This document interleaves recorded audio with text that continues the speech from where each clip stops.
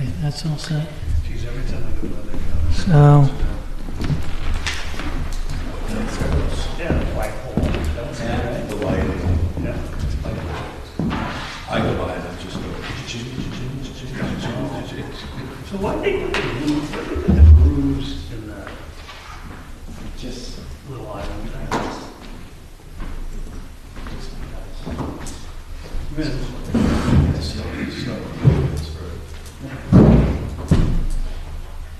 It's good, I just didn't know what the.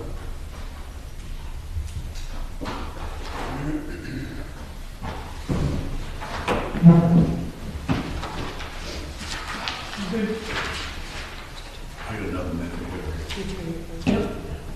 2 minutes. Christmas. You got 2 gifts in here now. only,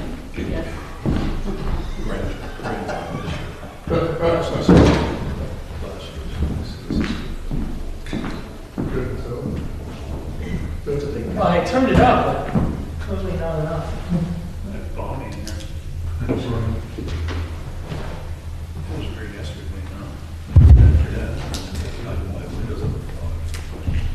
Short meetings. Everybody wanting home.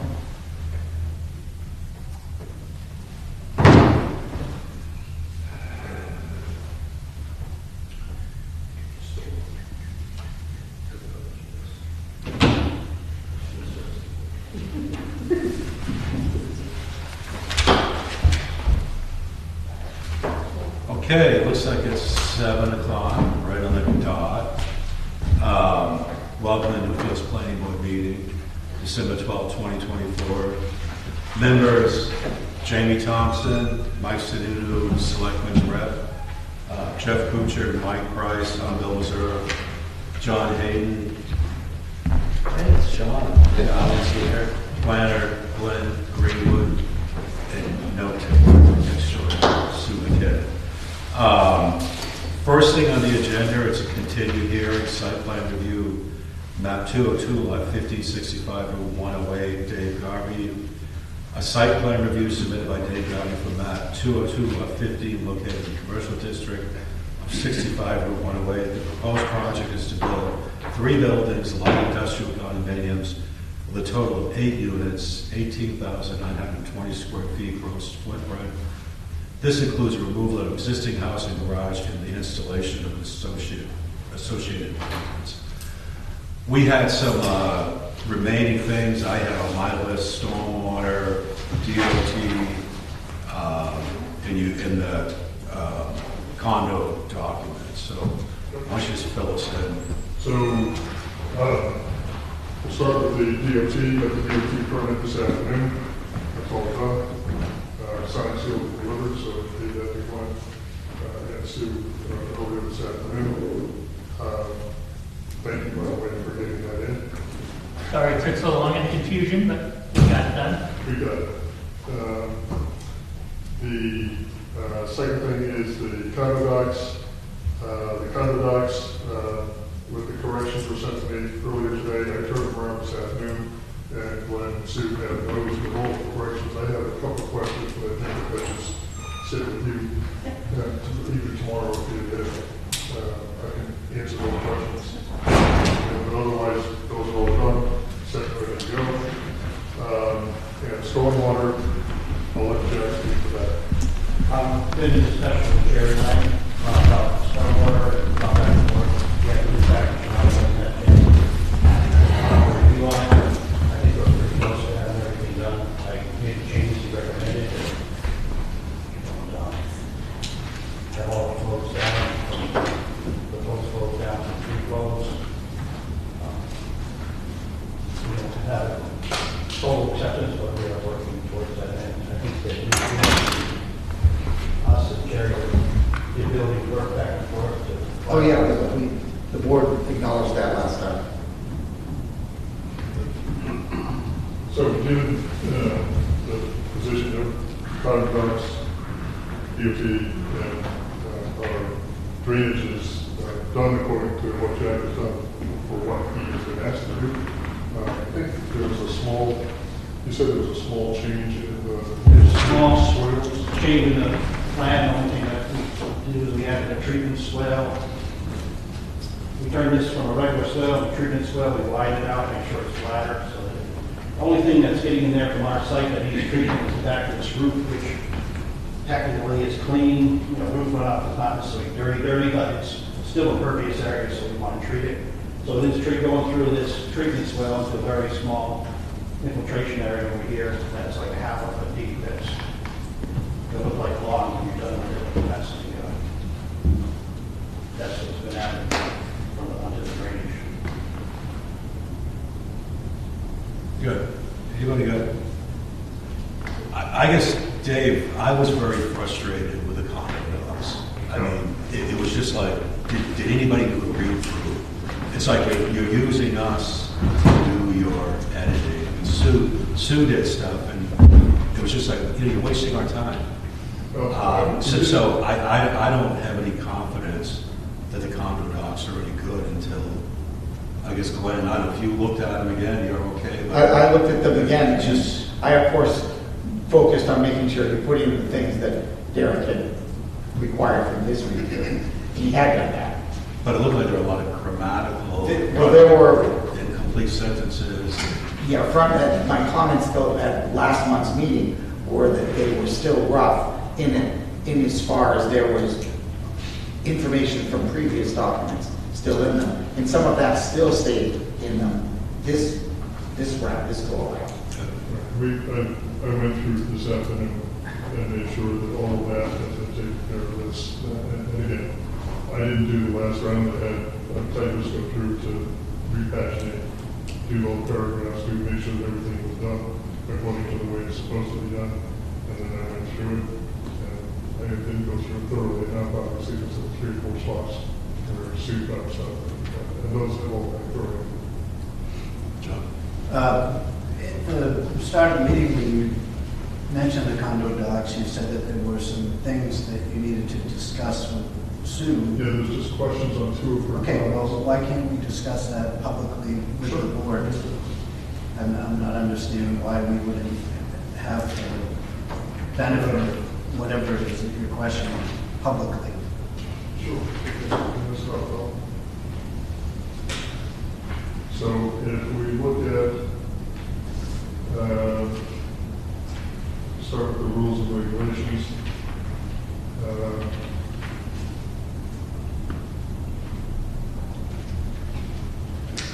There's a spelling error in the title for the next.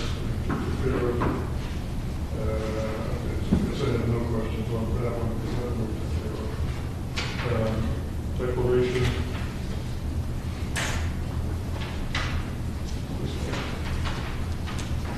On number 12 on the rules, did you change at the expense of the vehicle to at the expense of the owner? Yes. Okay, good.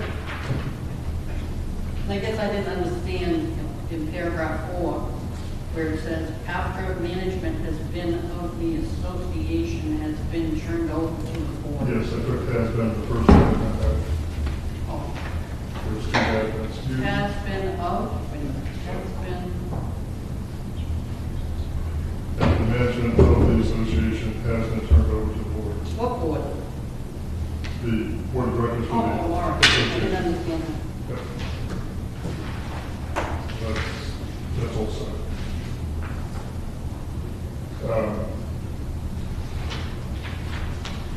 Okay, so in the declaration, second paragraph, I had put in there phase 1 and phase 2. Phase 2 was only according to the attorney, if we ever decided to expand and purchase a lot next door or do whatever, that we should have the option in the declaration in order to be able to expand at a future point. So that's the reason that is in there. It gives us the opportunity, if we're successful, to go ahead and try and purchase an abutting property and put it in another phase, which of course would impact from the board again. So, but that's what that does. I've corrected that. In number 9,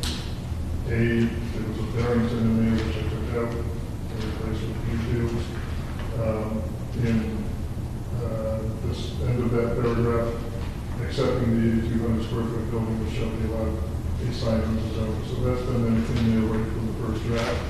The association, and basically the whole sentence reads, association shall maintain directory signage at the entrances to the condominium as approved by the town of Newfield. The units shall have identified numbers, but otherwise no signage shall be allowed on the individual buildings or units, excepting the 8,200 square foot building which shall be allowed a sign under the zoning. So in other words, all of the individual units don't get assigned the 8,200 square foot building because that will be occupied by a business. Will definitely get assigned. And that would be, they would have to come before you and get the location of the sign and the sign of the sign and all of that stuff.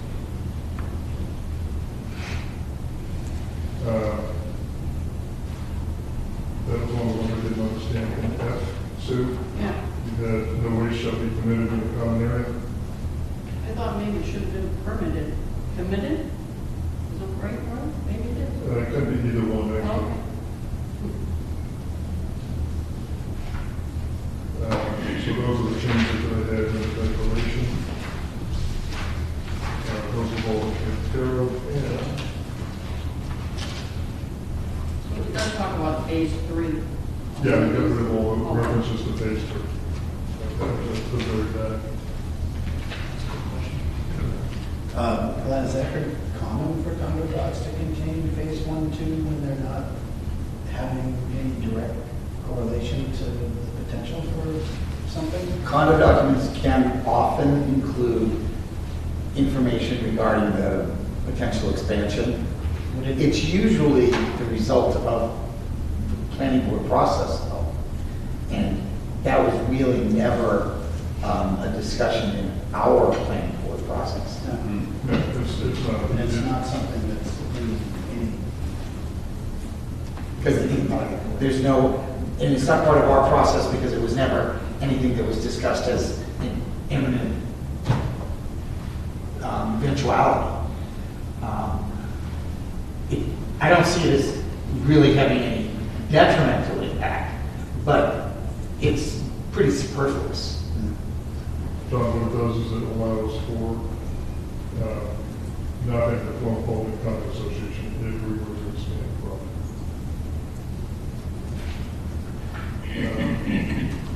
property. But wait a minute, so let's assume that you acquire the lot next door, the development comes in. Is it automatic that you can then put any new condos into this, even though we have no idea what the use of that would be? What's that? Absolutely not. Okay, I just want to make sure that. Absolutely not. There would be no, there's no empowerment in that statement. Great. That I want to make sure that we're clear on that, that's all. Town. Right, there would be a review process to allow that condo to expand. Absolutely. Okay, great. So this is only to the advantage of the existing owners, condominium owners. Correct. It's really not to their advantage, it's more of informing them that their condo association could at a future date be expanded. Correct. And it leaves that option open, which is good for everybody. Okay, so that takes care of the declaration and the bylaws.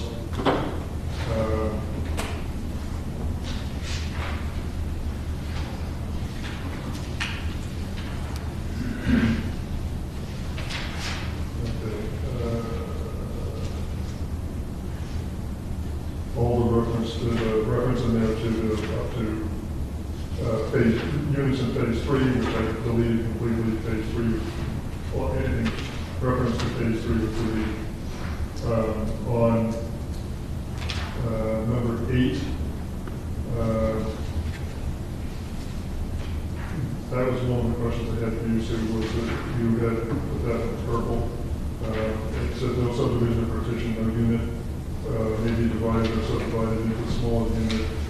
No unit or portion thereof shall be incorporated into another unit without the consent of the owners of both units. So in other words, what that's addressing is if somebody comes in and they buy one unit, and then they buy the unit next door, that if they wanted to, they would be able to combine those units. We had that happen in the previous project.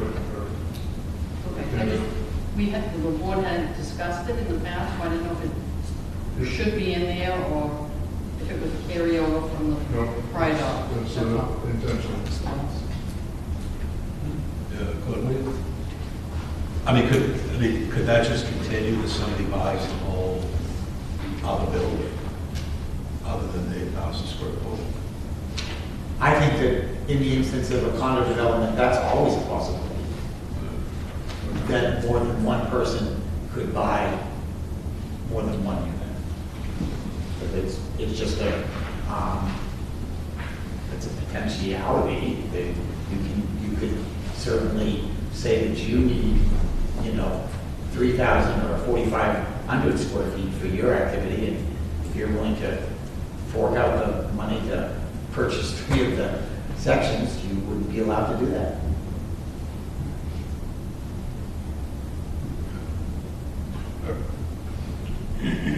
These are not supposed to be rented? No, these are for sale. They're all sale condos. No, but if I buy one, can I rent it out? Yes, subject to the rules of the county association and the county consent. Absolutely. Okay, so in number 11, garbage, there was a double garbage there, which one had a semicolon after it, so I was just trying to lay out the, Oh, okay. So as far as the garbage, from what I understand, there are no dumpsters, No. there's no outside trash. the trash is taken care of in each individual. Right. And it'll be put out on trash day, or will they collect that? We will not be collecting the trash for that. That's commercial, right? That is commercial, we heard not, that is not going to be on the town. That's what I thought. We'll have to hire a private Yeah. company. No. We have a private company up in that, or, No. okay, so that takes care of that. Again, in the section 2, the last paragraph, again, the declaring of page 3, which has been taken out completely. Page 3 has been taken out, any reference to that. And then there was at the end of that, certificate of the vote, by certificate of vote of the directors.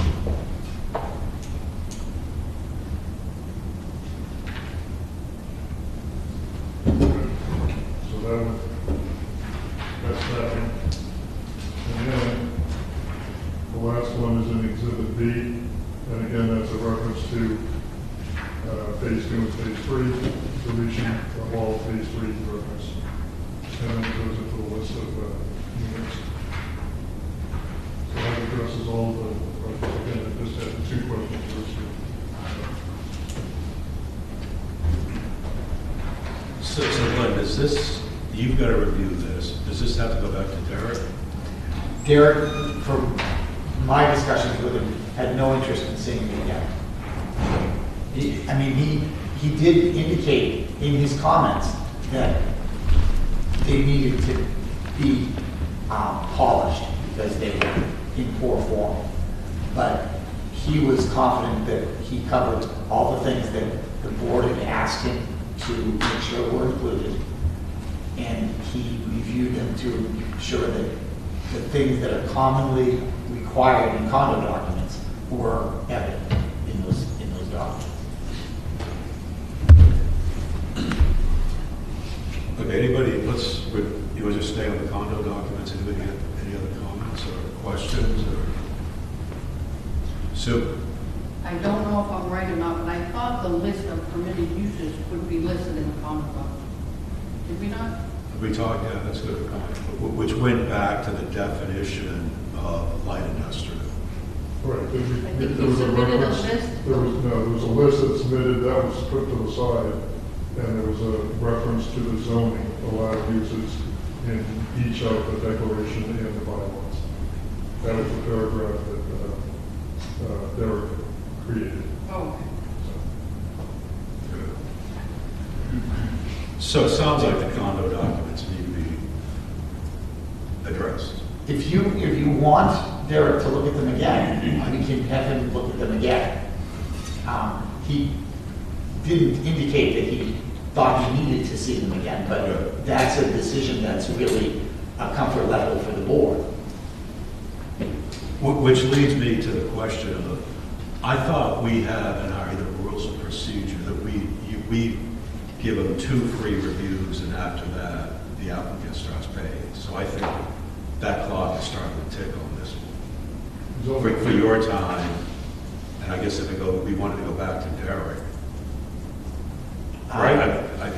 We've always charged people after, I think this is 2. That's the case for me. I didn't think you ever didn't require that legal costs would be covered by the applicant. So your time now is starting to get charged the applicant. Right, but Derek's is a review cost that gets covered no matter how many times he looks at it. Good. Good. I mean, does the board feel we should have Derek look at this again, or? Well, from a content standpoint, my personal opinion is, I think most of the issues are covered.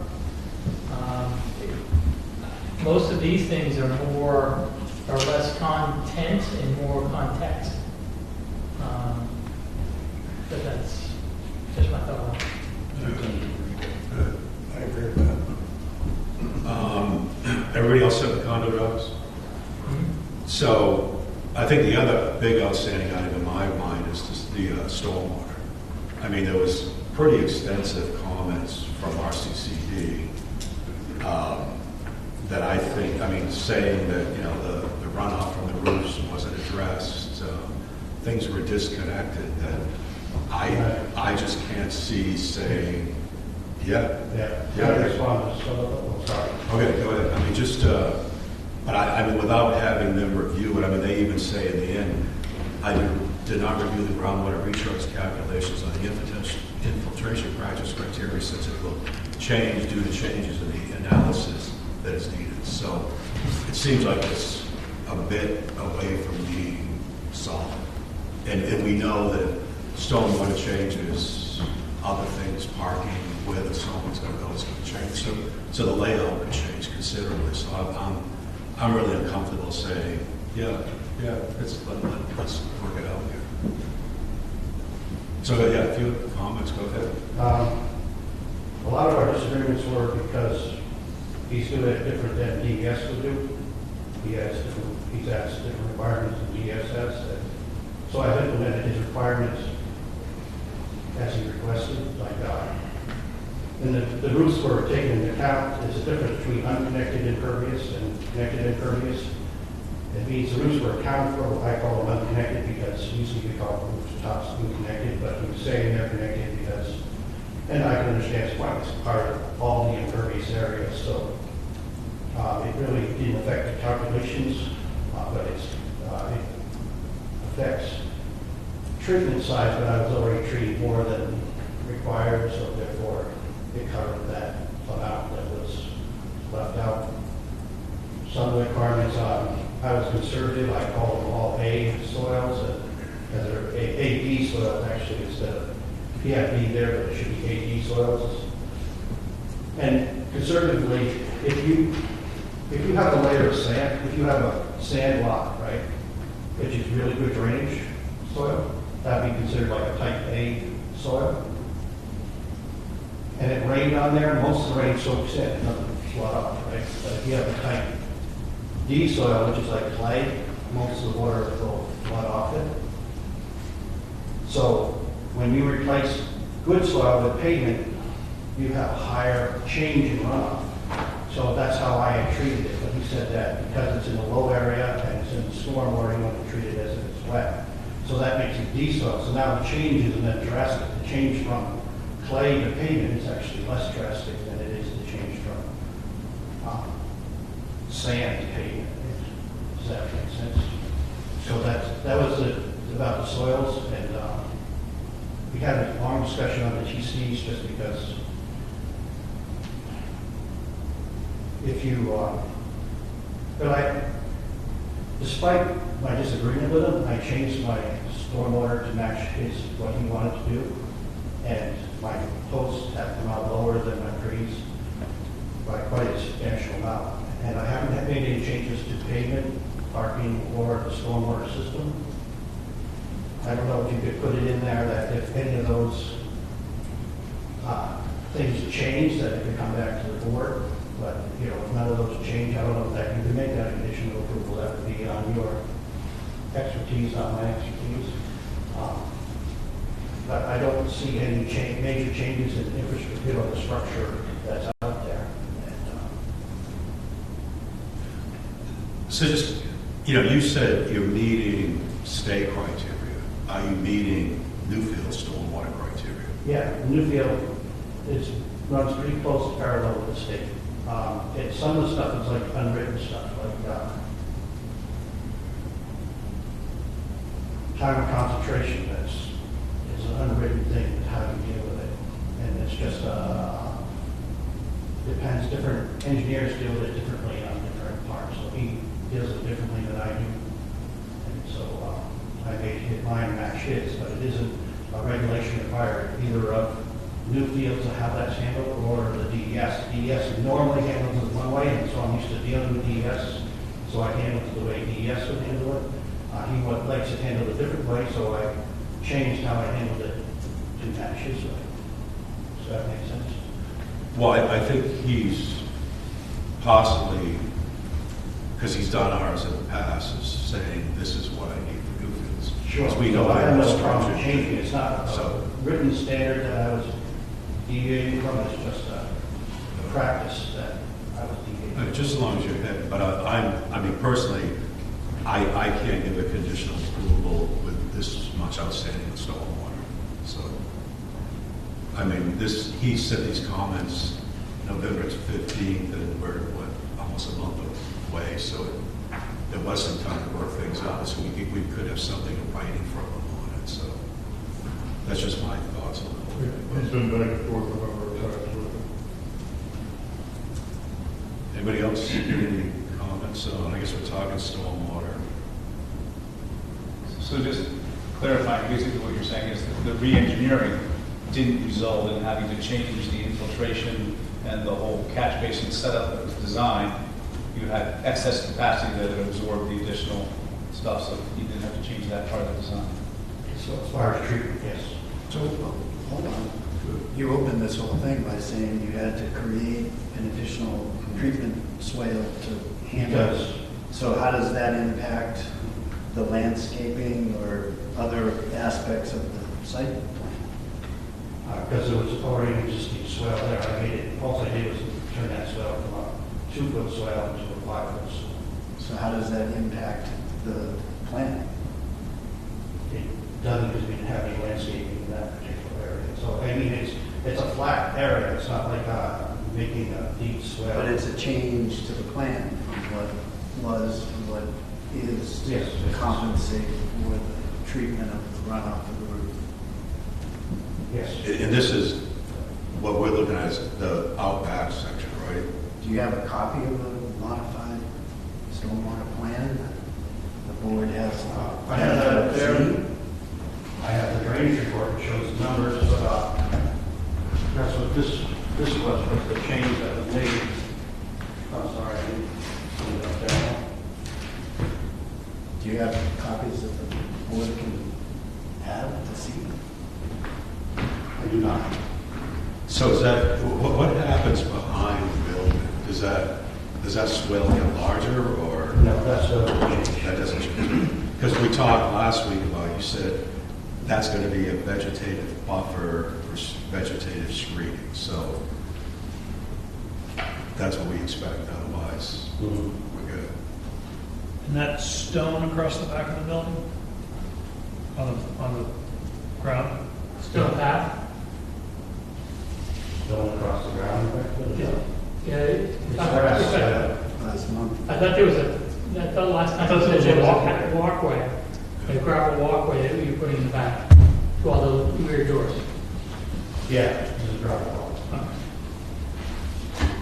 And that's not where the drainage from the roof will end?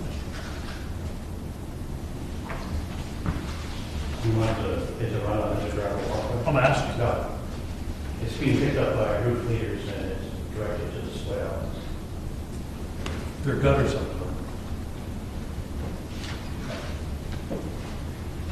All right, anybody else got any comments or?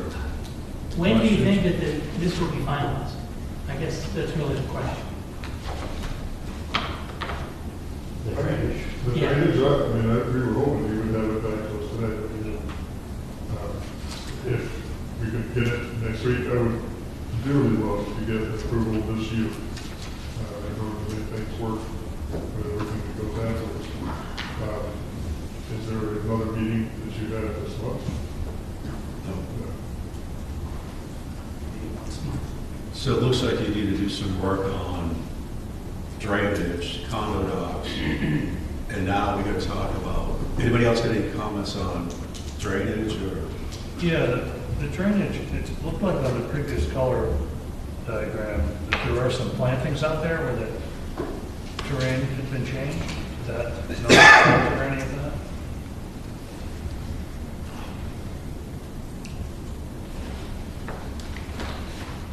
You know, after we talked about that vegetative area, when I went home and I was looking at it, it looks like your tree line is actually on the abutter's property. Right. I mean, that's where you're showing the trees. So, you know, what if the owner of that parcel clears those trees out? The tree line is actually literally on the property. All the trees are on the property. You saw that.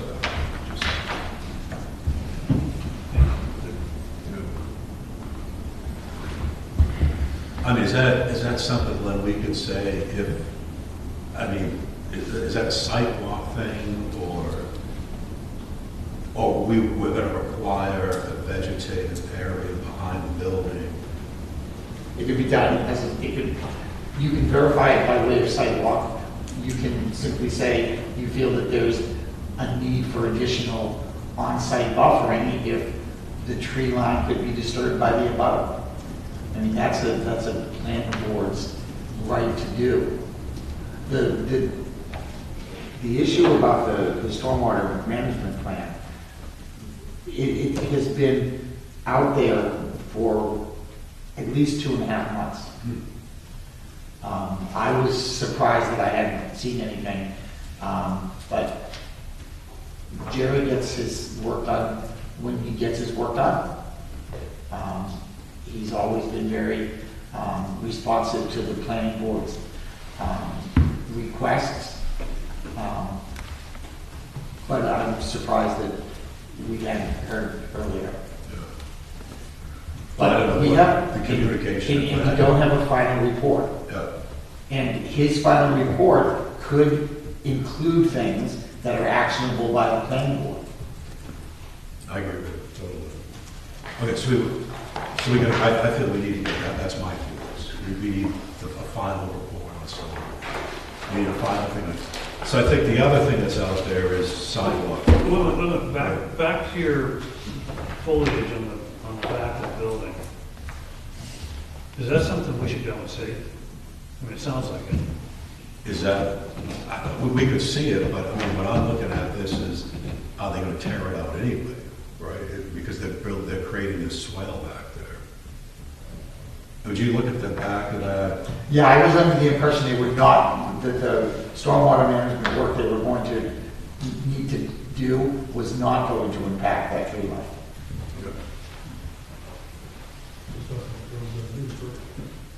Do you want to do a sidewalk out there, or?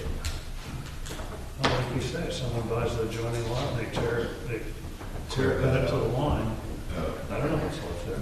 Well, somebody does own the adjoining lot. Brian Kinderstein owns that. Yeah. Right, well, if he decides to clear cut it to the line, I don't know where those trees are.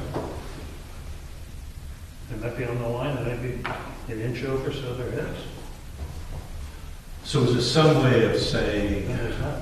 you know, if the final layout does not have a buffer, you need to put in a buffer of 8-foot pines across the whole length of it, something like that? Who's gonna define that?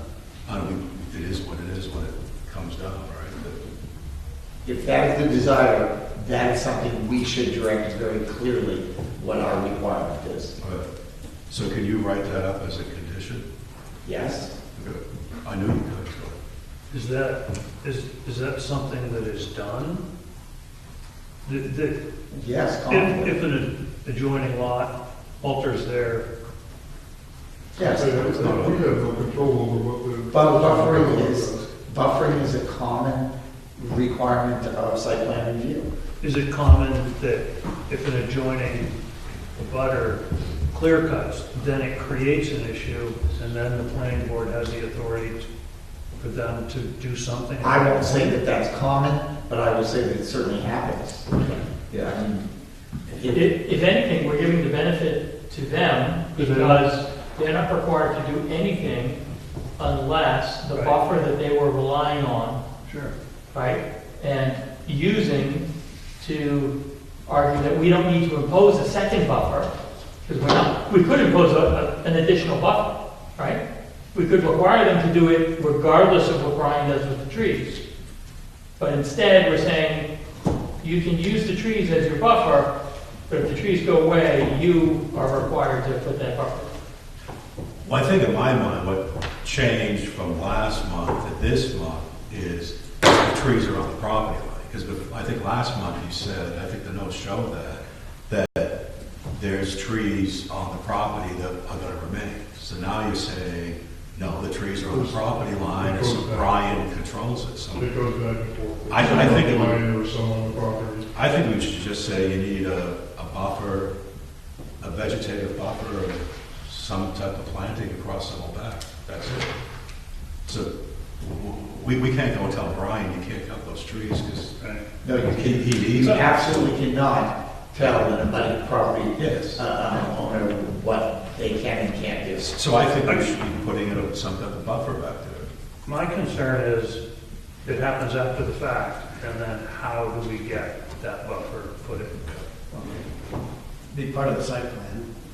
Put it in now. Well, and it could be that the buffer is maintained either by way of existing or need for additional plantings to ensure that a buffer is there, right? Yeah, and a note of that substance could be added to the plan. Yeah, Good. I mean, that seems I mean, you can certainly handle it that way. Okay. Anybody else? The buffer, we all set? How about the sidewalk that's... Impact fee? What? Impact fee? Sidewalk money, yeah. So Sue did extensive research on this, right? And what did we come up with? $5,400 is still needed for sidewalks On this portion? on this portion. That's what I got out of that. Yeah. Well, I couldn't find anywhere where we had received that $5,400. Dunkin' Donuts paid the first portion, and then Dave was to pay it when the CO was issued, but I can't find any record of it coming in or anything. So I don't, do you have a canceled check? I mean, it was a little while ago. 2008? I don't think so. I have all the minutes to the meeting, so I have, So the 5,400 then was assessed when the original development came through. We have no record of receiving it. I have no record of it. The town has no record of receiving those. Like when we get collected, we enter it into the system, and we have other impact fees back then. Yep, And we show the one that came in through Dunkin' Donuts, yep. but I have no record of that What 5,400. did Brian Phipps pay? What did Brian pay Yeah, for impact fee? yeah. I don't know, I didn't bring the What does listing that have to do with this? in there. I just, We're not talking about Dunkin', it's Well, talking Dunkin', about Dunkin'. you and your development. Right, but if Duncan contributed, if Brian contributed, It's not what change you the said. I amount. think the contribution was from the portion of Dunkin' Donuts, and then you said the other. Well, I didn't bring the minutes with me. I thought, I could be wrong. Did you read them? Yeah. Did you have those minutes with them? Yeah, Okay. but that's the way I understood it, that Duncan paid And then And they Dave was did, to yeah. pay the remainder at the time development. the certificate of occupancy was Yeah. issued. Because that's what impact fees do at CO. Right. Yeah. So you're saying that Duncan paid a portion of it, Correct. And it was supposed to be at certificate of occupancy when, on this lot, then another amount was due to be paid. $5,400. At the time of certificate of occupancy for the Dunkin', they took it. Okay, so that's on there. And I can give you all that information. Okay, yeah, just, Good. I just have a question. You indicated DOT. What DOT? What do we have for information? I saw that a permit came through today, but I was in Kingston when I saw that email. I haven't looked at it. So literally came in this afternoon. I'm assuming it's DOT's response to the request if changes were needed at the Winkler Way intersection with 108 as a result of this. Okay. Yep. I'm assuming that's what their That's what we're response doing, was. yes. I'm assuming, again, I haven't seen the statement from DOT.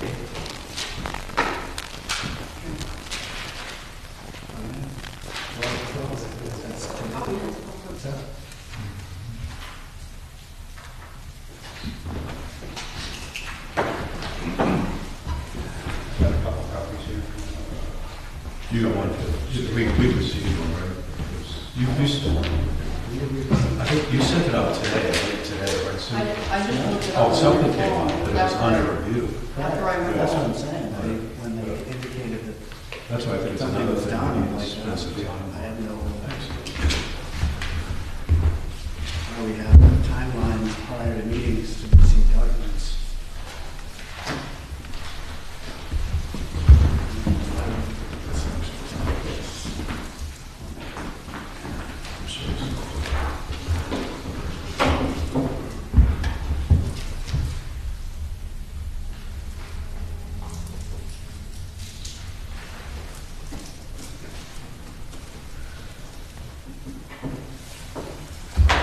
Good, so that's, then you gotta deal with that too, so.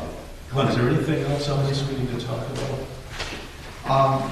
The only other issue that got spoken to last month that I didn't have a note in my notes that it was resolved was the request as to whether we wanted a more formal traffic study than a sign off by NHDOT. I've got to say, my input on that was that I didn't think we did need something additionally, but that I don't think that my perspective was embraced by the board, and so I think I commented on that because I wanted that discussion. Yeah, the last thing I said in my comments. I felt that that was not resolved, and so I wanted the board to discuss that. Mike, what was the intent of the letter the town sent? To basically have 108 make a determination whether anything else needed to be done, given the fact that this was obviously going to be different from the prior use of that property. Now, it appears to me that 108 is saying they're okay, given the traffic as described on that second page, right? The expanded use of the light industrial. It seems that they are okay with this with respect to the existing one-way traffic. That's how I'm reading it the first time I looked at it. If anybody's reading it differently, please shout out. Well, I guess I would think that they would come back and say, we want traffic study done, if they felt. If they felt this was going to be detrimental, Yeah. yes.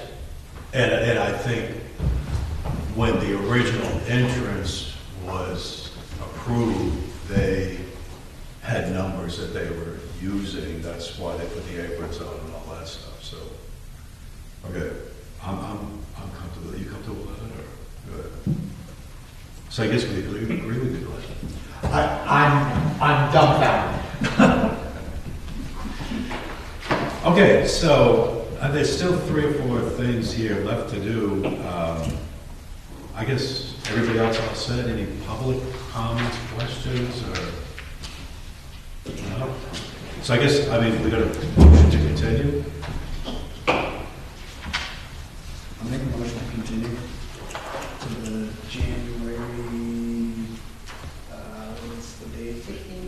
January 16th, 2025 meeting. Is there a second? I'll second that. Good. All in favor? Aye. Good. Aye. Thanks. Okay. Next item up are public hearing on zoning changes. The first one, Good question. Isn't the next one the 9th? I think Jamie's right, the second Oh, Thursday? I'm sorry. Second Thursday's the 9th. I just thought in my head 14th was the budget hearing. I'll Yeah, make a Right, motion the that it ninth. be the 9th of The ninth. January. 2025. Glad to check. nobody will be there. I'll second that. That was All in your favor? Aye. Thank you. Nice catch. Yeah, thank you. Now Okay. you can put it in your calendar. So the first, Glenn, I'll just let you walk through the first one. It's pretty. The first one's really easy. We stick to have a reference in the zoning law that says that the building code, the building portion of our zoning ordinance is amended only through 1987. Which of course it isn't. We've done amendments in that section many times from 1987 to present day.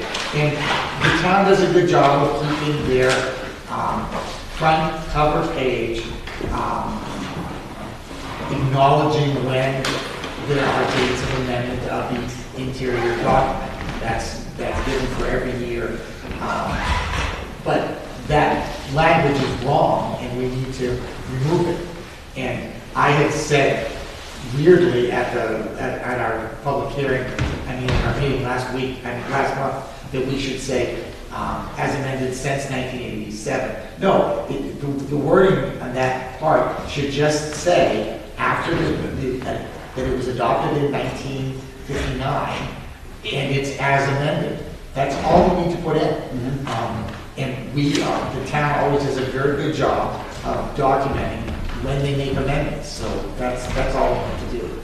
But somebody could literally come to the board, and if there was something in that present section 10, Article 10, that they took issue with, that we have added in after 1987, they could say that we admitted that it doesn't apply, and we don't want to happen. So unfortunately, it requires a town vote.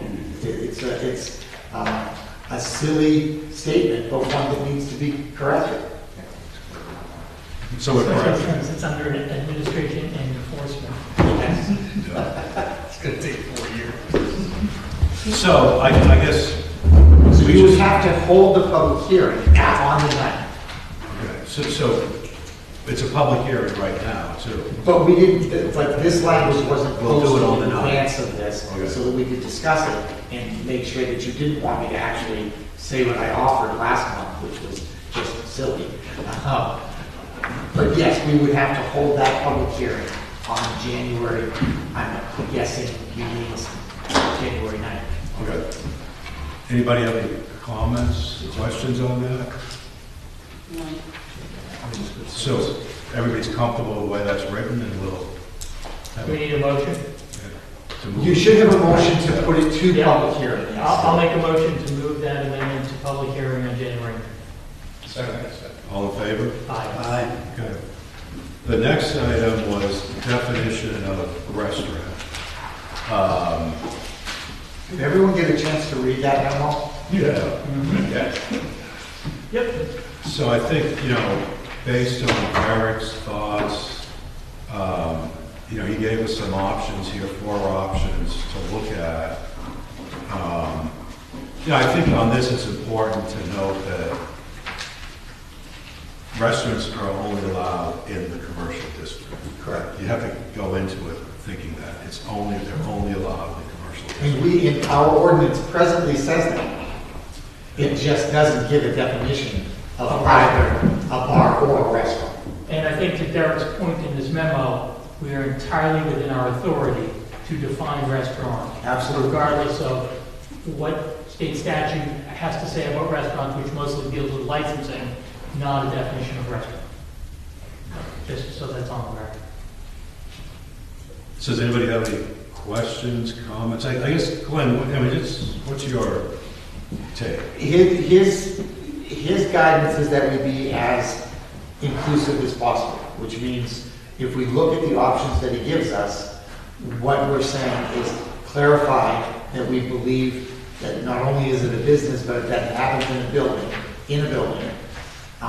and that it incorporates an activity that both prepares food and sells it to customers at that site.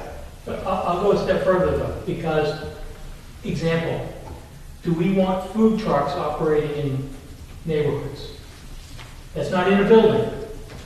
And under that definition, that would not be included, and that activity would be allowed in a residential zone. No. And that's why I think there are several definitions here that don't use the word building, Yeah. because they're far more inclusive of food serving establishments or food serving entities that may not be in a structure that would be defined here. And again, I think food trucks are an excellent example of that. Food trucks is an excellent example, except if we do that, I'm just thinking about the ways that wealthy communities use food trucks. Lots of people bring food trucks to their homes at special events. Sure. And so the kid has their 16th birthday, and the Lexi's food truck is there for the party. And if we want to make sure that what we do here doesn't have unfounded consequences. Fair enough. But then I would suggest that we need to go beyond than just defining a restaurant and have some type of definition for non-building type food service that we would or would not want allowed. Because under this, I can basically invite food trucks to my property in a restaurant, in a residential zone every weekday for lunch and every evening for dinner. And Yeah, that isn't what we want. I don't think that's what we want to allow. That's why I think you need to have a building in there. And then building is If you have a defined. building though, food trucks aren't going to fall under it. And that's what, but to your point, the question then becomes, does that then preclude somebody putting a tent on their property to serve, to do a wedding, right? For their kid? I think, But then that would be under a caterer's license, right? That would be and then you get into caterers, which is the difference between public and private. In the definition of caterers, right? That well, could we use the word business then to better define this? Right? In other words, if I have a tent on my property, it's not a business, right? And I should be able to serve prepared food, catered food, not sell it, but provide that as a service, right? Again, I don't know the answer. I'm trying to think this through like everybody else here. Wouldn't you have to define the use by some manner of regularity? Like, Yeah, like a timing thing, like, if it's a Yeah, one like- day or, yeah, if you had Sure. an instance of, like your example of the food truck or yours for the 16th birthday. When it's a I mean, one-off. that's- Yeah, is there a way? More than to- once in a 30-day period? I don't know. I mean- Well, I mentioned that only because in Derek's thing, he mentioned that some of these look at this as anything more than 4 times a month then falls under the definition. I mean, we could make it even narrower by saying 1 time a month, right? Couldn't I have a food truck come to my house and serve guests that I invite without it falling under this? Depends on how broad we make the definition. And I think that's what we're talking about here. If you include building, you've narrowed it down to preclude, let's say, a food truck. But if we basically say a business establishment, right, then we're going to include a food truck. So forget the 20 seats and all that stuff. Well, I think, Mike, are none of these definitions mentions the number of seats or anything else. you sort of thinking more of like a public-private situation? Is that what you're getting at by way, Mike Price, by way of inviting a food truck to your house for people that you invite to have for the party for the 16th birthday? How would that be in contrast to an establishment that parks a food truck at their house and invites the public to come? So is there a way to Well, let me just give an example. discuss that? I have a 3-acre parcel over in Deer Trees. I got a big area there, and I invite food trucks to come park there every day.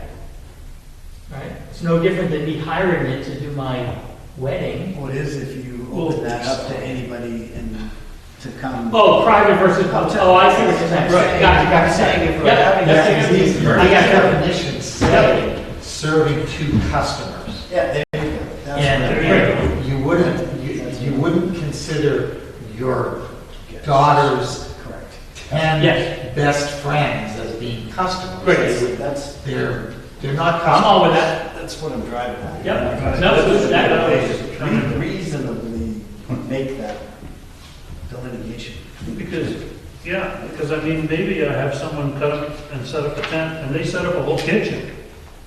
Maybe it's not even a truck. For your party. For my party. For your people, yeah. And I'm not charging people to come to the party. I think that's the key part. Yeah, they're not customers, they're Right. friends of them. Right. Yeah. And I mean, he's made that point, every one of these specify that you're serving to customers. And you can't get around that by charging for parking and everything's free. Yeah. Right? You charge them $50 to park, and you get a meal and a beer. with it. Right, technically, they're still a customer. Well, Yeah. Not to chase more defined terms, but a simple way to do it would be capitalize customers and have that, just have the word customers more defined for clarity. The non-paying, somebody that's paying a non-guest. Put food, put such food to paying customers? I mean, does that help, tighten the customer up, or? You can paying there, or you can just define customer, either way. yeah, right. Something define customer. But still, restaurants are only allowed in the commercial district. So Yes. that's key here. So where we're headed towards then, it sounds like, is that fourth definition, which is a business establishment as opposed to a building, right? That sells prepared food to customers. And I think we're saying, do you want to say paying customers, or, I mean, could a customer be a Well, you need to define customer. yeah. Yeah, because you can create memberships, you can do all sorts of things to go around this rule. Correct. Yeah, and that's, but that liquor gets into club, that's where caterer, it actually says, that it's a private event. Well, yeah, that's a whole So other issue. that's a whole, So are we comfortable with the fourth one, a business establishment that sells prepared food to customers? Because I think the only other difference is the building. Right. So by going to a restaurant, you're getting broader, I mean, the fourth one, you're getting broader, so you're not allowing food trucks, you're not allowing somebody to come in with a shack and put it up for the summer. You're saying Right. it's an establishment that sells prepared food. I mean, it seemed to be more, in my first quick read through this afternoon, a more encompassing definition of what would make sense as opposed to narrowly defining it to Yeah. include a building. Yeah. It seemed as if a business establishment that sells prepared food to customers. I mean, that's pretty So, simple, but yet encompassing of. Well, does it matter if it's prepared on site? Yeah. Well, I don't think it does, right? I don't think it would matter whether they prepared it someplace else and brought it here and sold it out of their truck or whatever, or brought it to their building and sold it. I don't think that would matter to us. in Because we're terms not of- defining how the food is prepared. No, You're I- saying selling prepared food. Didn't know how that might affect. And again, I think the fourth one is more, covers more, Sure. right? That's As good. opposed to, prepares food on premises. I mean, because the whole private party, kid's birthday, a wedding or something, falls under a caterer's event, which is a private event, no paying customers. That's why I always understood. That's why some of this in the past been a little bit wishy-washy about caterers, on-site, off-site, so. I think that's the way Derek was writing these broader as they went down. So do we want to make any changes to number 4? So that last one, if they're selling food cooked on site, that is assumed to also mean sells prepared food? Doesn't matter where it's prepared? Yes, doesn't matter where it's prepared. Okay. Yes, On-site or covered. off-site, it will cover, that would be selling prepared food. Going back, he talks a little bit about, it's very clear to him that it's written properly in our table of uses. Correct. Okay, that's, I want to make sure that's clear. This won't screw up like health department definitions, because you're gonna hold them to a standard, a restaurant to a standard of having things they're not gonna have because the food's prepared somewhere else, and you say, well, you don't have these items that you have to have for our definition of a restaurant. Yeah. So just to be clear, that type of issue is not addressed, we don't deal with that at our municipal level. It is purely at the state level, state definitions for licensing. So this definition is purely for use in a particular zone. Description So it of, doesn't grow. So no, it does not drive our health officer, because our health officer doesn't license anything, right? That is all done at the state level under their definitions of how they handle food service establishments and restaurants and everything else. Okay, so we were comfortable with going with the fourth one down. Is everybody okay with that? and for everybody, just so everybody is clear, these will become new definitions in the definition section. Yeah. So along with this, do we need to find customer? I think, Because it's in my backyard, that person with the barbecue truck, he's serving customers. do we put paid customers in there, or is that, Well, sells implies paying, yeah, right? Sells carrying that water. yeah, that's true, yeah. Yeah, I'm not sure How you would define paying a penny, or, how you define customers in a way that, we're all gun shy. that benefits the argument you're trying to make here. What we're saying is that these are patrons who are coming to this establishment for this service that's provided at the establishment. So a truck that comes to my backyard, No, you're talking commercial district. What? You're talking a commercial district. Yeah, if No backyard. if that truck is coming to a residence, okay, so out of this condo, light industrial, could they not have trucks show up on a Saturday? or any day during the week, I guess. Right. Every day during the week. Yeah, I mean, there are food trucks that do that. There are places that do that. They find businesses, Yeah. so they show up for their lunches and their breaks. But then they would fall under the definition of restaurant. Of restaurant. Business establishment. Because they're selling it to the customer. And if it is in the commercial zone, that they It's a can new allow definition. it. I hate to say it, but what about the portable guy that drives around all the car dealerships and sells hot dogs out of the back of his truck? Well, if he's doing it in a commercial zone, It's legal. and he meets this definition of restaurant, it's legal. Right. Okay, so he could. The town fall under feels that won't law. be- Example, A food truck can drive over to the new Garvey condo Right, and exactly. sell food out of there because it's in a commercial zone, You can drive through and sell, okay. right? He can't drive to Hemlock and do that. Right, on Winkler Way, it'd be considered a restaurant. Sure. Yep. And over on Deer Trees, he better be considered a catered event. Right. Or he's breaking the law. Oh, yeah, he's violating the ordinance. Or she's breaking Yes. the law. How about the ice cream truck? I mean, is it? You can control all that stuff through ordinances, and you could make them get a permit in order to do any of those uses if you wanted to, and pay a fee to the town. They have to have a permanent ice cream truck, I think, too. What about an ice cream Hawkers truck? and peddlers. Yeah. That's a good question. The what?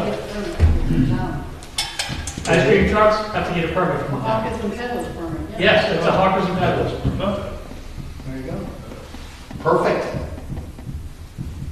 Okay, anybody got? Come up with another one, Mike.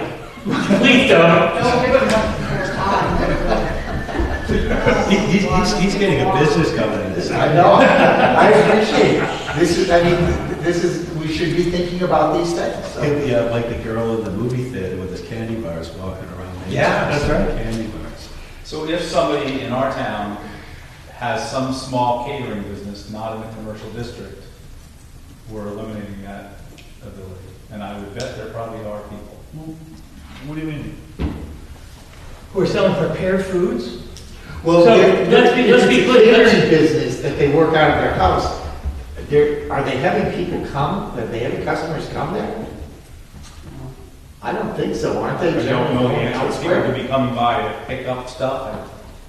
Yeah, but see that, that's a slippery slope, Jamie. Yeah. We do have people in this community. We do, that's why I'm that worried. I know a prepare couple of people that do. food. And if you read the ordinance, things like bakeries are not allowed, and you've got to regulate what you're feeding the public. You can't just have people cooking stuff in their kitchen to sell to people. There's a reason why we have those rules. With the whole, there's a whole insurgent of homestead food, I mean, farmers markets. You can now prepare, I just had a guy, he's making hot sauces in his house, but he doesn't sell them, he makes them there. But by FDA standards, it's okay to do it. They don't have to get health inspection, and I think baked goods now too, you can do baked goods, you can go sell it, but he's not allowed to sell it at his You house. can't sell on premise. You can't sell You it. have to It's sell just it, prepared, you yeah. could sell it to a retail store who's gonna sell it. You could sell it at a farmer's market. You can't sell, and I have no problem with this because if somebody's doing that, they shouldn't be selling at their premise. And that's the whole point here. But this doesn't say that. It says, a business establishment sells prepared foods to customers is defined as a restaurant. Yes. He's not selling to a customer on that site. It So, doesn't say that site though.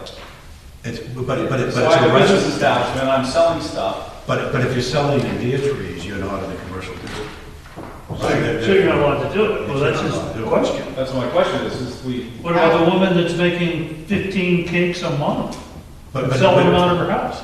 So we're all okay with it, that's okay. But Right. She shouldn't be doing that. you shouldn't be doing that. But, Sorry, shouldn't be. I mean, that gets into home occupation and, outward signs and health stuff. I think that gets more into health stuff than anything, right?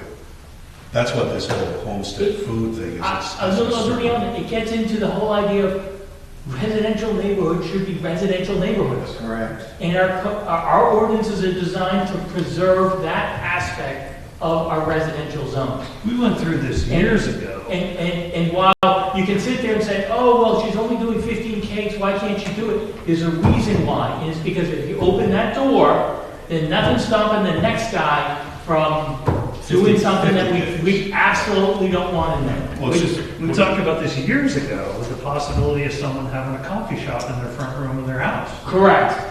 well, that was what we went around with rezoning the village. Well, area, right? People it was don't- because someone was gonna buy a house right in town and have an antique shop in the barn. Yeah. And then it's like, oh my God, where do you stop? And then somebody, Parking. a dentist, and the Right. neighbors didn't want it. Okay, anybody on the board? Kent's got a question. Well, and then this homestead thing became a second question. I believe, I don't know how New Hampshire stands, whether there's a license for homestead homesteading, you know, to bake a few cakes or to roast coffee or whatever your house to sell otherwise. I know in other states there are licenses or permits at the state level for homesteading activities. And so that may be a part of this conversation. Now, similarly, as we're talking restaurants, I wonder, where does the guy who sets up a great big barbecue in his driveway or farm stand or whatever, where does that fall in the restaurant definition? And it may be that it's allowed under the state agritourism definition, and we need to sort of look at both of these things as they relate to each other in this discussion. But the big barbecue, that's not really a restaurant, but it's preparing food for customers. Well, is he selling his He barbecue? can't do it. Is he selling his barbecue? Oh, right, on site, sure. He's selling it. It's a restaurant. It's a restaurant. And you Okay. You can't do it. I just wanted to lay that. According to this definition, that's a restaurant, and if he is located in any zone other than the commercial zone, he's prohibited. Because it disappears when he puts Barbie away. But it's still a restaurant for that active time. At that point in time, if somebody in that neighborhood comes before the town and says, he's selling barbecue every Friday night in his driveway, Yeah. it's now the responsibility of the town to basically enforce. Enforce the code. Gives you a job. If he wants to have a barbecue and invite his friends and give barbecue away, he can do it. But he can't run a business establishment selling food in a residential zone. Right. That's what we're saying. And you can't charge $50 for parking and then not charge for the food. What happens if he sells chickens in the restaurant, in the farm store, and then has the barbecue available? I think the whole farm thing is a different animal. Yeah, agriculture, yeah, it's a different. Because now Well, we're getting into this whole what's, thing, like, go back and forth, kind of, there's a line somewhere where they're separated and where they're, right, but agritourism allows different things than residential. Examples, they can put up a structure out in the field for their tractor. yeah, They're allowed to do that. sure. So, I don't know if, You know, I don't know if keep we're in ready to mind, define that. the agritourism has to be ancillary too, which is. To the farming activity.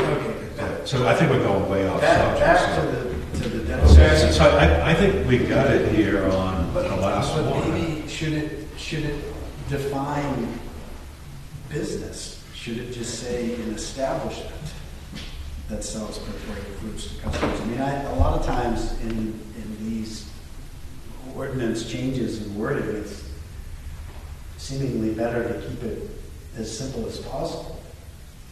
Seems like the more you add words to something, the more it becomes a discussion that we're having about different things.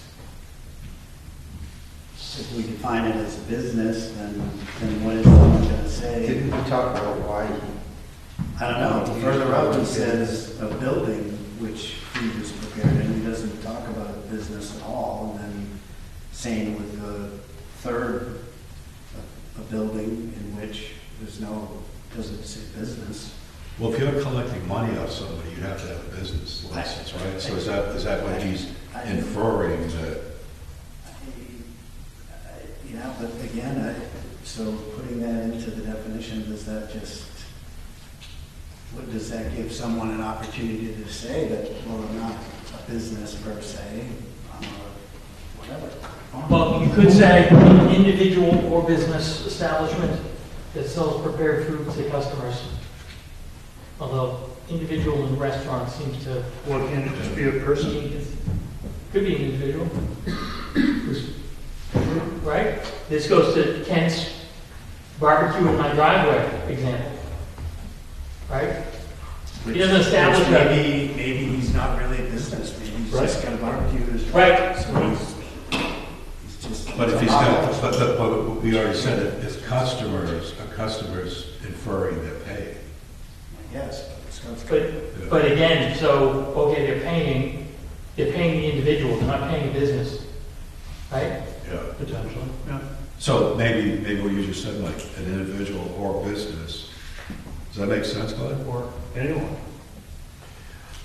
I was hoping that I was going to see that Derek had defined why he was insisting on using the word business, and he doesn't. He doesn't. No. So it seems that it is superfluous. You're talking about an establishment. It's clear you're talking about a commercial activity. So the business isn't really necessary. No, actually, I would argue establishment isn't necessary. I should say a business or individual that sells prepared foods to customers. Because again, I think Kent's example is one that you need to consider, which is somebody who's just, doesn't have a formal business, but is just out there selling stuff and collecting the money. Right. Under this, we couldn't go after him because he's not a business establishment. But isn't it not allowed on other? He'll run into problems with the IRS or with the state, but we would not have authority to enforce. Or health inspection. But again, we don't have authority to enforce. Here, if somebody were to say, this guy's every Friday night is selling out of his driveway barbecue, and there's 20 people showing up, and they're buying his barbecue, under the terms of business establishment, if he did not have a business form, we wouldn't have the authority to enforce. Now, yes, we could contact the state. You'd have to go through site plan review and all that stuff. But if you get rid of the establishment and say a business or individual that sells prepared foods to customers, then you cover that contingency. Did we just discuss eliminating the lemonade stand that shows up at the end of the driveway? No, How so? because if somebody came to the select board and said, I want the town to enforce this ordinance against the lemonade stand, the select board would say, go pound sand. Very good. But Scott. you're not going to be on the select board. I'm not saying me, and look, this is a problem not everywhere, which people say they're running, that lemonade stand is running an illegal business, Yeah. and the police, at some point you have to rely on the discretion of the elected officials to make a determination whether something is or is not worth enforcing. Scott. So without having seen what you guys are looking at, the New Hampshire Department of Revenue Administration is who collects meals and rooms tax. And anyone that's engaged in selling food or drink or charge has to have that license. So, I mean, that's a way you can differentiate for your lemonade stand versus the other. But I'll go a step further. Somebody could not be complying with that, and the town, I'm saying, a language that says a business or individual that sells prepared foods to customers gives the town the ability to enforce. We don't have to run to the state to say, we think this guy is illegally selling here, does he have a license? What this says is, we can enforce under the municipal rules, as opposed to relying on the state to enforce. So the other thing, we brought up the homestead license, non-potentially hazardous foods, you can get a license for that stuff. I believe it's $150 through the Department of Health and Human Services. And there are 15 self-inspecting communities in the state of New Hampshire that don't rely on the Department of Health and Human Services to do inspections. We're not one of them. And we're not one We of don't them. want to be. No, so licensing in this town is just correct. Yeah. That's why I said earlier, we do not license here. We rely on the state to do that. Ruth. So I have two questions actually. So one, we talked about catering. What happens in a situation where the business engages a caterer and then sells those meals on premise? Does that now still have to be in the commercial zone? Well, are they selling the food? Are the caterers selling the food on premise? Yes. I think we fall under this definition. And now what if it's done under the agritourism umbrella. Only kettle of fish. I don't think anybody knows the answer to that question. Because the definition that the state came up with is so vague. Right, but the towns have a lot more authority in the agritourism definitions for their towns as well. And that's really important because that's not going to change some of the problems that this is all arising from. Because it's not going to stop Right. the Dryers from deciding or the Roosevelt from deciding to start doing agritourism. And again, there's a lot of beautiful properties here. I mean, I can start a bee farm and start selling honey and doing festivals.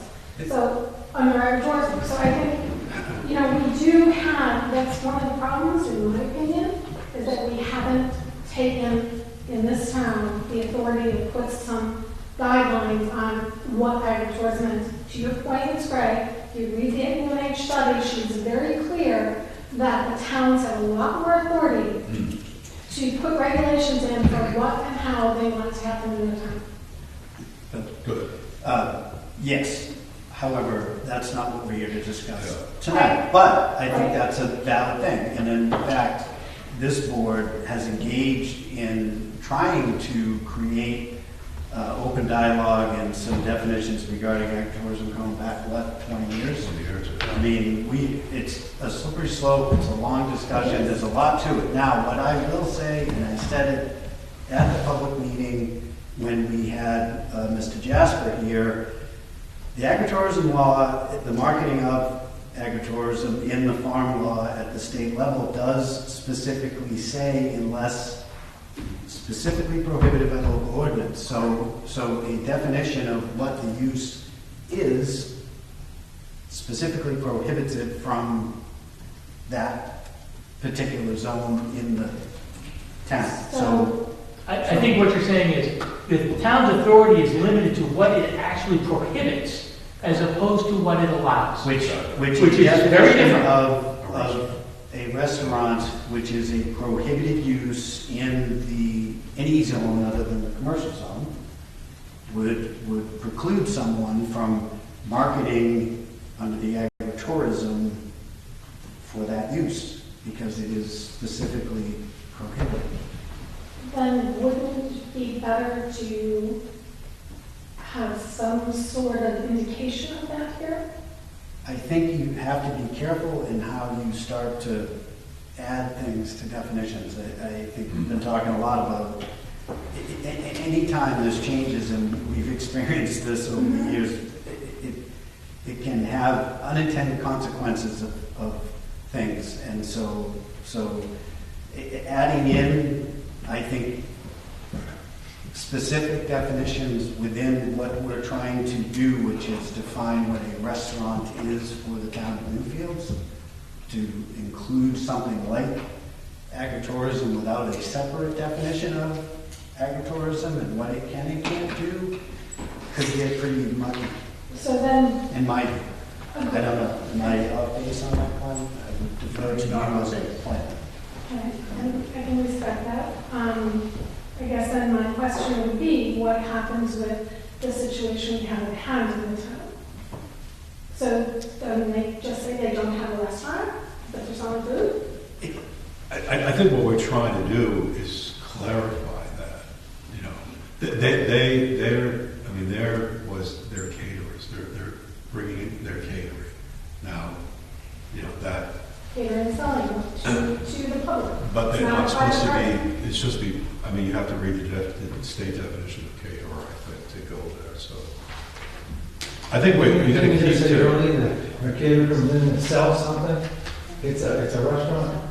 Well, in the discussion that we're having and trying to sort of identify what types of activities could happen under a potential definition of a restaurant in the town of Newfields and what would be allowed in the commercial zone only, it was absolutely discussed that those types of activities, if done on a regular basis, would have to be done in the commercial district. They couldn't be done in any other zone. So currently, we don't really have that sort of definition to have any sort of say with regard to that. Am I missing something? You're not missing something. I think we were I relying on think state definition. we're trying to establish what the meaning of restaurant is in Newfields. That's why we're having these public hearings, to have people come in and discuss what we're hoping to propose as an amendment to our zoning to put to the people in the town to vote on. Thank you. Yeah, of course. I take it as it's only a part of the bigger picture. It is. The bigger picture being the whole of our ordinances, and in some reflects, would possibly end with a line in the sand that defines between agritourism and those activities and what happens otherwise. But this restaurant definition is just a part, as we can tell, a pretty big discussion, just among its own individual one-word restaurant. Okay, anybody else? So what did we end up with? Are we saying, A business or individual that sells prepared foods to customers. okay, is that what we want to run with?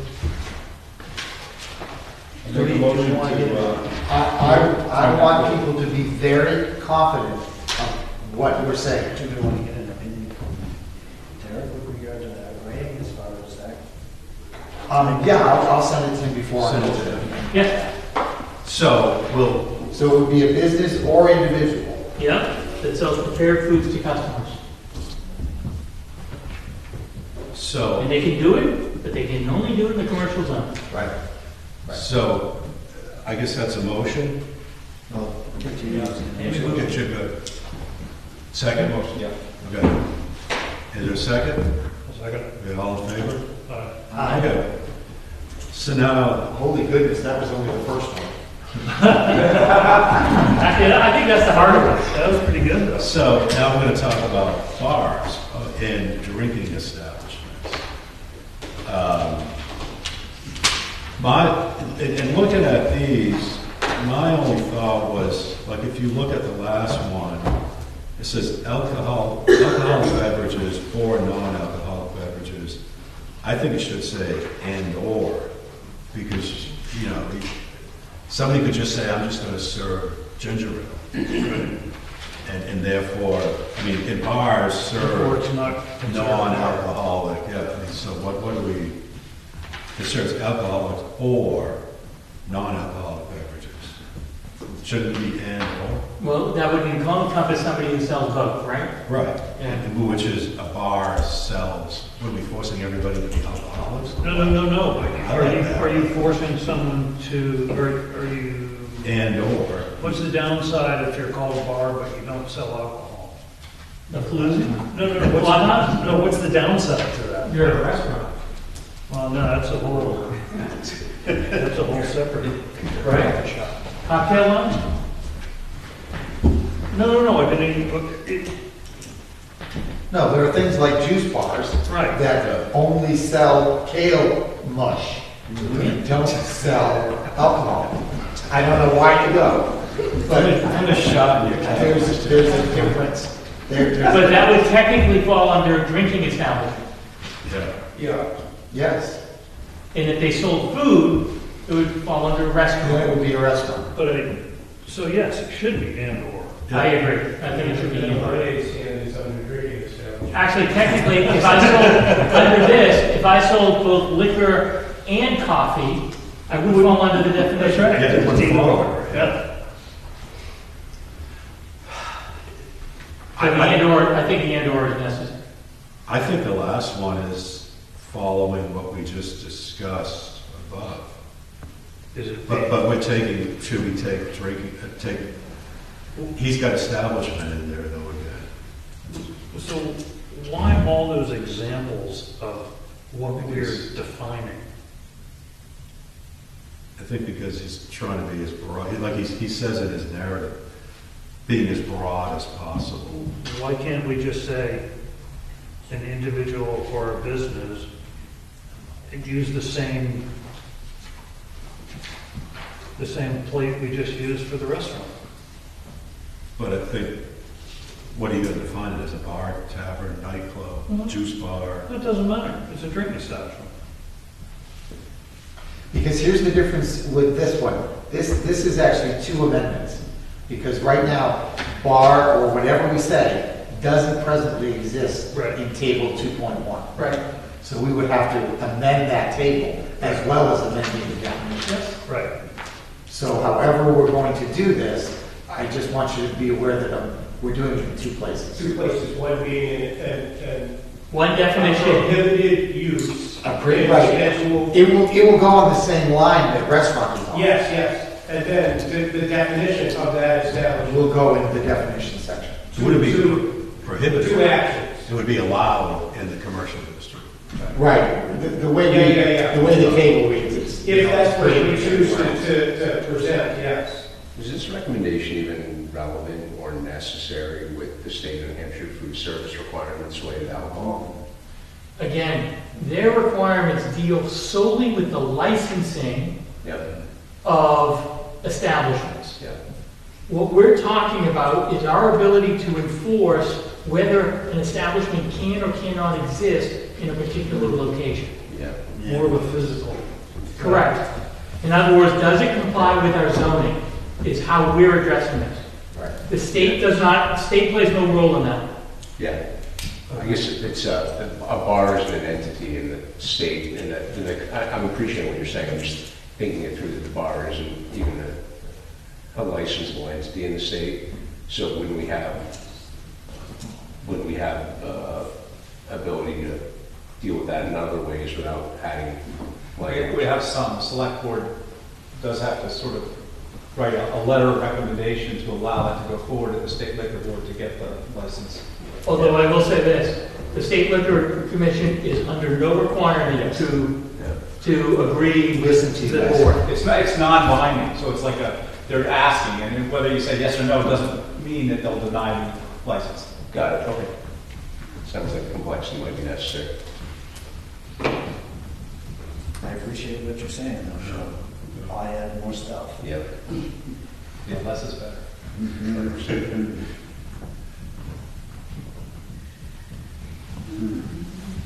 So what's the pleasure? So I guess I don't understand why we're having all these bar, nightclub, Rotary, cocktail lounge. Why can't you just say a person or business that sells alcohol and or non-alcoholic beverages Yeah. to customers? As we did with the restaurant. Beverages to include all of the aforementioned, except, well, brewery, nightclub, Well, here's why. Because his first paragraph under proposed definitions for bar and drinking establishment, unlike restaurant, bar, tavern, etc., they're not mentioned in our ordinance.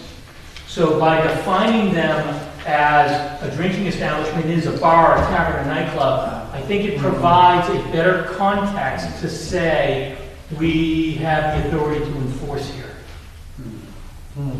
Whereas a restaurant actually exists. I get your point. I'm comfortable with the way it's looks like here. I would leave in the other similar enterprise because it gives us a little more wiggle room. and change up the and or non-alcoholic. Yeah, So we're looking at the last one. I would say number 2 and number 4, right? Number 2 defines bar, number 4 defines drinking establishment. Is this and Drinking establishment. Well, and then actually we can just do Just drinking do- establishment. Just the whole drinking establishment. Because we're not necessarily defining a commercial zone that allows alcohol and a portion that does not. Right? All we're saying is any drinking establishment, bar, juicery, coffee shop, Can be in the commercial zone. has to be in a commercial zone. No, I'm fine with that. Yeah. Okay. So we just use number 4, and then put drinking establishment in our table. Correct. Permitted only in the commercial. Correct. And add And the or. And I'm adding and or, non-alcoholic, just for consumption purposes. No, it's not that one. No, it's on that one too. Oh, Yeah. and or, then there- it Similar serves, serves alcoholic beverages And and or. or non-alcoholic beverages.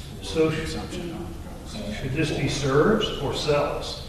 Then we're not having a problem with somebody. Okay, saying- I'll throw another boomerang in here, because we're always having fun with words. So if I'm a coffee shop and I don't have any seating, I wouldn't fill this in because the consumption will not be on the premise. So how does this affect, like, Correct. Oh, so you're saying agriculture consumption vendors selling wine? on or off premise? Well, like, Yeah, hold- Aroma hold that Joe's, question. they don't have seats. So, yeah, this could be a They're takeout. all drive-through. Takeout only, I don't fall under this, I don't fall under this definition. Right. But they might have a little tasting room or something like that, and they certainly did well before, Yeah. you know. We're allowed the tasting room because it's an agricultural product that we grow on the property. But if we define this as only happening in the commercial zone, you wouldn't be allowed to do that. I mean, your Well, grandfather, I'm just saying, I would have to go get, like we had over here, we had a license to we had a manufacturer line over there to get a wine manufacturer's license.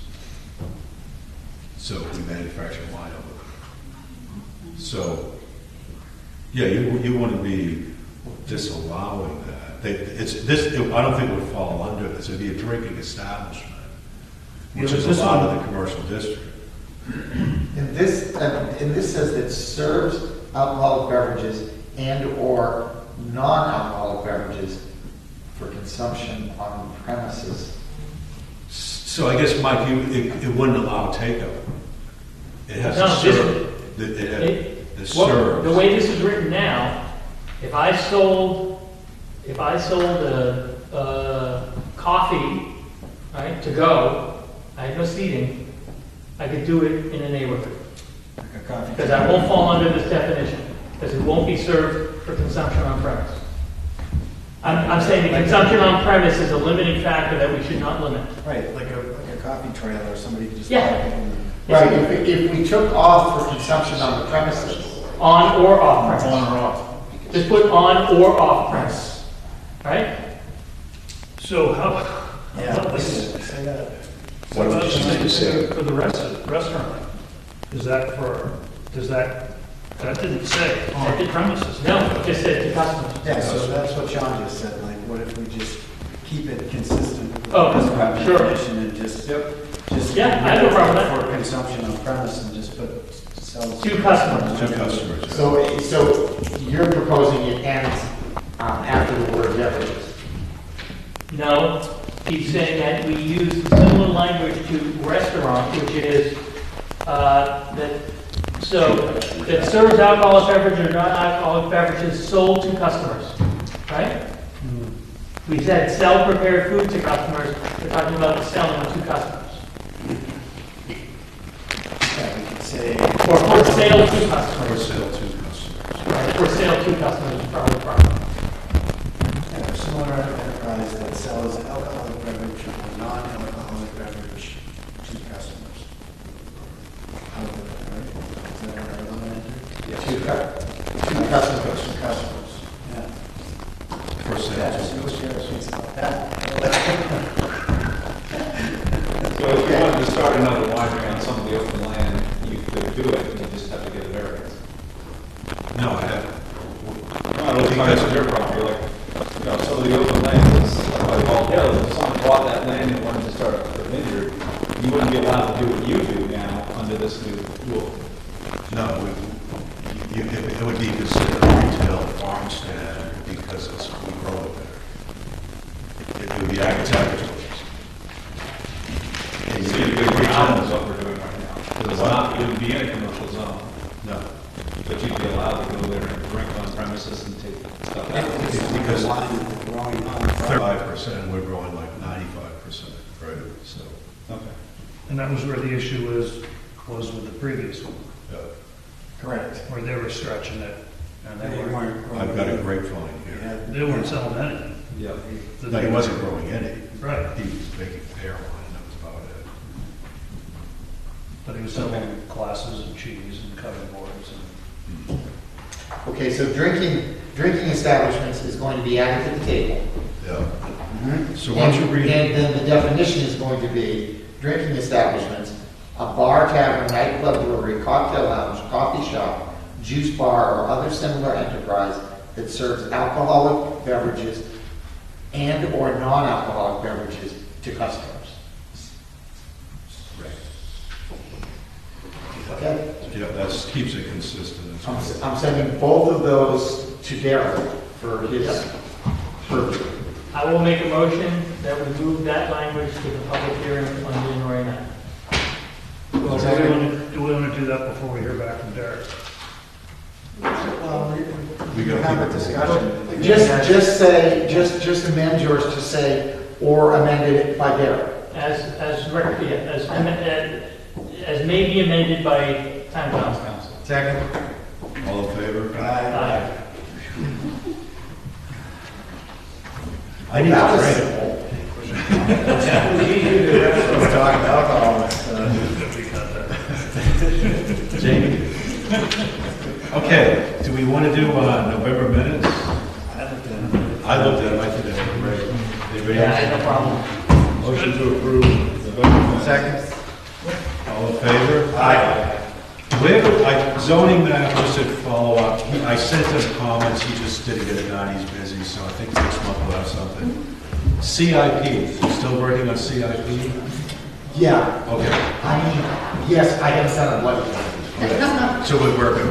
But I have just finished Brentwood's and Kingston. So Kensington was a tall one, so Newfield is down. So in looking at changes from the legislation of last year, I think we need to change a butter notification. They talk about, I think we have an ours 200 feet up. If you read what the change was, I think you project, like if this is my property line and it goes out here, I have to notify this person and this person. More of a compass. So there's new language, I think we have to start meeting that as. No, the state definition of a butter is only those properties that touch the subject parcel. It changed in And September. if you're on a stream or a water body, it told you how to worry about that. That's what the change did. I think we should just take the language of states and put it, because we have it, I think in procedures, Sue and I went through this once. Do I have to go 2 feet up? Because somewhere we have 2 feet up the street, which I don't think is necessary now. So we should get rid of that. Is that in zoning or is I that, think it was in rules or procedure. is that in isn't it? site plan review? Nice, I mean, subdivision. So I guess let's just look at that and change it to what the new rules. Well, If it's not in zoning, if it's not zoning, that's okay. If it's zoning, Yeah, it we don't- has to happen on the January meeting. Yeah, I mean, we just, but if somebody comes in next week and says, who do I have to notify? As of September, it's different than what we have. So we Okay. should have the new whatever in there. On the abutters list, the form that we give out for zoning board applications. Yeah. Oh, we can change that anytime. I'll We can change that bring it up. anytime we want. Do you think it's in the zoning board? No, it's the new, it was just like came into law September 15th or something. So we just need to change our Just to change it. policy. If it's just a policy change, we are golden. We can do that whenever we want. And Kent, did you see who can appeal a ZBA, that changed? No, I didn't see Yeah, that. take a, I'll They see. had to have, the last time they had to have standing. They had to have standing and well, read it. It's not, I think a town official can and an auditor can, or they have to prove standing. So I think we And need the town to. official may not be, it coming to my board, may not be the planning board, but the select board it is. Yeah, And a neighbor has, but a butter has standing. yeah. But no, I don't think. And, well, the part I'm thinking of, they have to show that they would be impacted by the decision, then they have standing.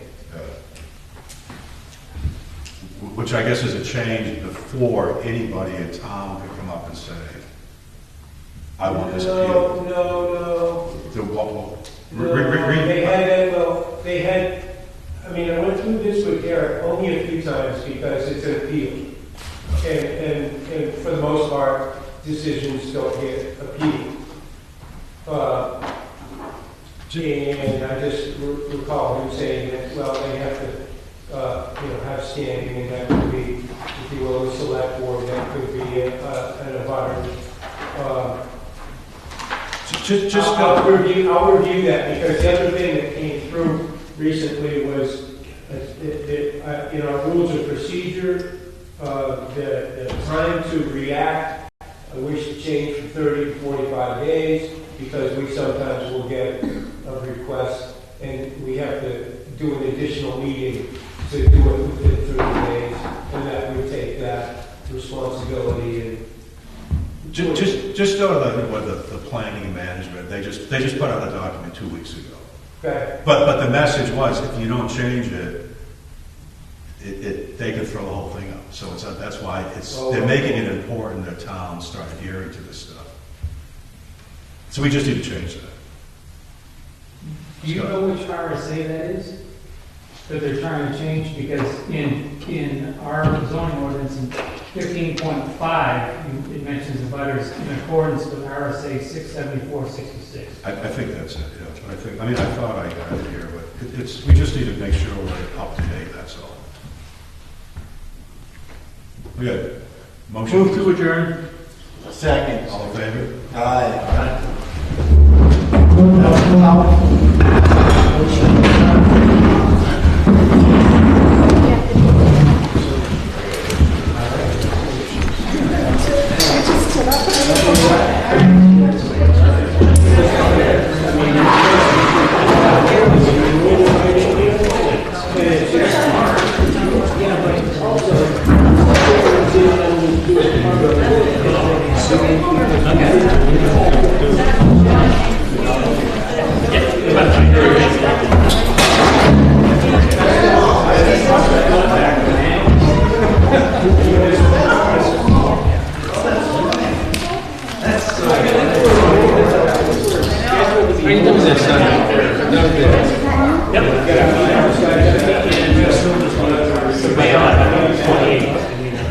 Georgie? Oh, okay.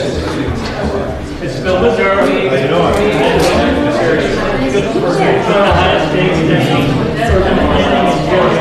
I would think so.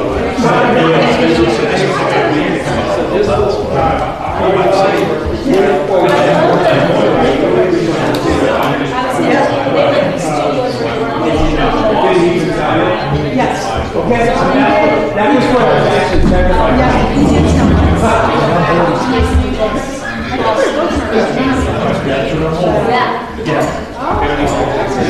I had